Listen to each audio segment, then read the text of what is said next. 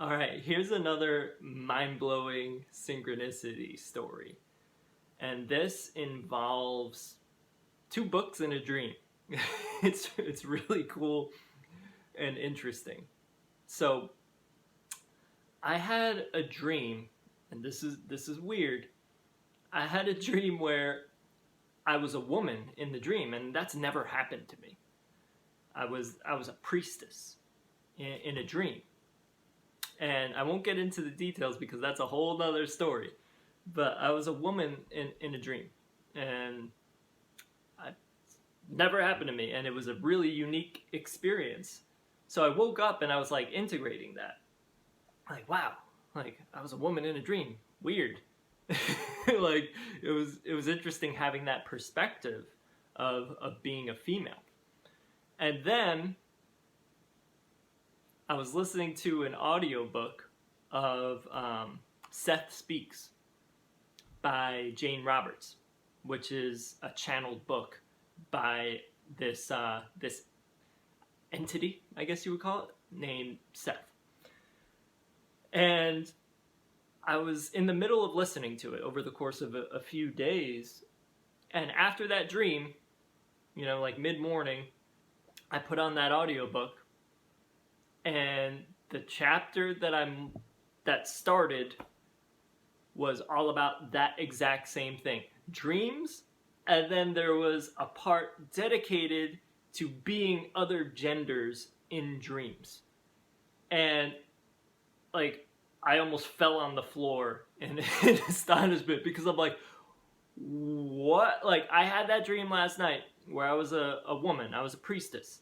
And then I turned this audiobook on, and the chapter I'm on is about dreams, and they're talking about being other genders in dreams and how that helps balance your energies. It balances your masculine and feminine energies because you're getting other perspectives. So it's balancing that out on a soul level and helping you integrate it on a personal level too. So that blew my mind. Like, what are the chances of that? But it goes even deeper. There's another level of this. So I was reading another book. It's called The Boy Who Died and Came Back.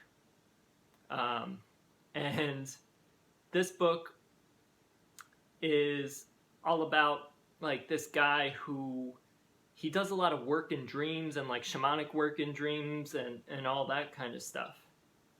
And this is so crazy that the chapter I'm on in this book that I start reading later that day, chapter I'm on, I open to it. It talks about dreams, and it talks about, and it references the exact chapter in the other book, Seth Speaks, and the exact part of the other book, Seth Speaks, about being other genders in dreams. It referenced that exact part about my exact dream. Like, what? Oh, and in both of the books, they also talked about the priestess archetype. Like, how? Like, that was another moment where I was like freaking out. Like, how does that even work? Like, what are the chances of that? Really, what are their chances? Like, if any of you can do probability calculations, I don't know what that is. 1 in 10,000 billion. I don't know. Like, that's so crazy. So crazy that I have a dream that I'm a female priestess. That morning, I listened to an audiobook. The chapter I'm on talks about that exact thing. Being other genders in dreams. Specifically names the priestess archetype. Another book later that I'm reading cites the other book, references the other book, that exact place, about that exact topic. Like, really, our inner world and outer world are so intimately connected, and there's such a dynamic interplay with it. And moments like that really helps you understand that that's really happening. Like, this reality that we perceive is not as solid and fixed as we've been taught to believe. It's quantum. Our consciousness in and of itself affects reality. You know, it's all based on perception. And moments like that help you understand that and help you hone it.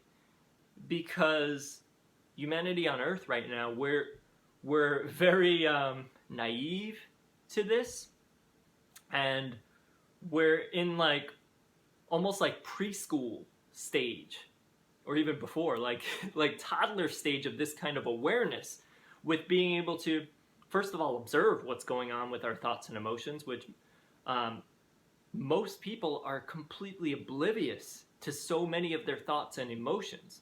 So starting with that awareness, which is why mindfulness is important.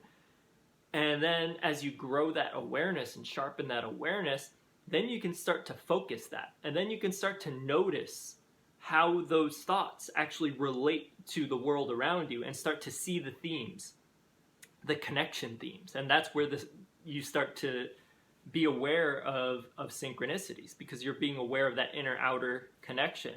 And then from there, you can develop your consciousness and awareness in a way that you're actually co-creating with the universe. So, you know, myself and most people on Earth have a long way to go, at least in this lifetime. You know, some aspect of ourselves, been there, done that, is already a master. But in terms of this life, we're relearning, remembering how to do that, how to even be aware of our own thoughts, and then co-create with reality in a responsible way. So I'll end that tangent there. And again, that synchronicity was so mind-blowing. Like, how do you even explain that? Besides, like, that our inner world and outer world are so related. And this is something that I invite you to explore even more, and I invite you to trust your intuition and inner knowing even more. And feel free to comment on this or share any crazy synchronicities you've experienced as well. So hope you found value in this, hope you found a laugh and some entertainment in it, and I'm sending you so much love and many blessings. Peace, peace.